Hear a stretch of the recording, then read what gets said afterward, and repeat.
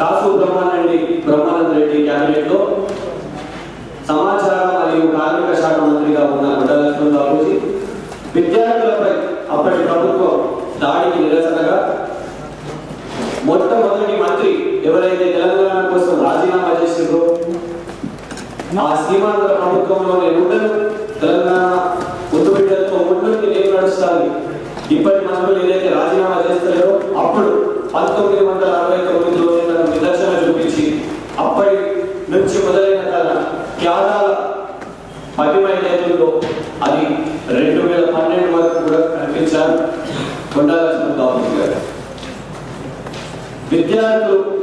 విద్యార్థులే తెలంగాణ ఉద్యమానికి ఒక అసలైన పోరాటం చేయగలరు, విద్యార్థులే తెలంగాణ రాష్ట్రాన్ని సాధించగలరని ప్రగాఢంగా నమ్మిన వ్యక్తుల్లో కొండా లక్ష్మణ్ బాబూజీ గారు.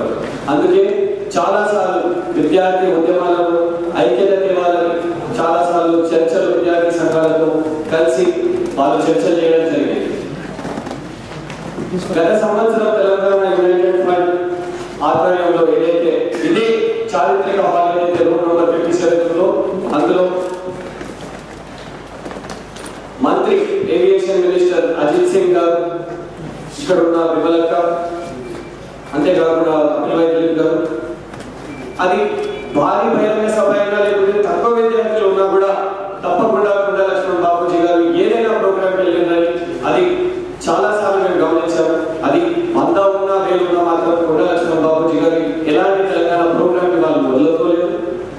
కొండా లక్ష్మణ్ బాబూజీ గారు ఒక ఏదైతే ఆశయ స్ఫూర్తి మనకు చూపెట్టారో అదే దిశతోని మేము సెప్టెంబర్ 27న ఏదైతే మొన్న తన జయంతి ఉండేదో జల విషయంకి వెళ్ళాలని హోంమంత్రి గారిని కోరితే అనుమతి ఇవ్వడమే కాదు ఇక్కడ ఉన్న విద్యార్థులపై లాఠీచార్జ్ జరగడం కూడా జరిగింది.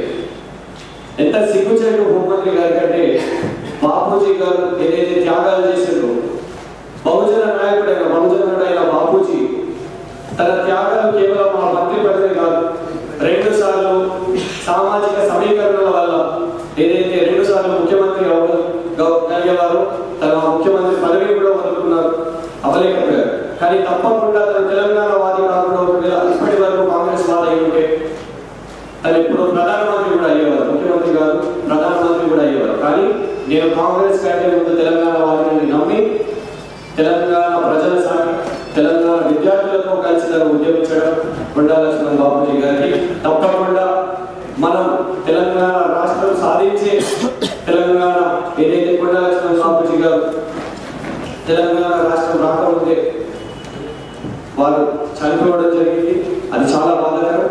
తప్పకుండా తెలంగాణ రాష్ట్రంతోనే మనము కొండా లక్ష్మణ్ బాబూజీ గారికి ఘన నివాళులు అర్పిస్తామని తెలంగాణ రాష్ట్రం వచ్చే వరకు ఉస్మానియా యూనివర్సిటీ జేఏసీగా అంతేకాకుండా తెలంగాణ విద్యార్థి జేఏసీగా తెలంగాణ రాష్ట్రం సాధించి కొండా లక్ష్మణ్ బాబూజీ గారు ఏదైతే విద్యార్థులపై ఏదైతే నమ్మకాలు పెట్టుకున్నారో తప్పకుండా మనం సాధించి తీరుతామని ఓయూ జేఏసీ టీఎస్ జేఏసీగా చెప్తున్నాం.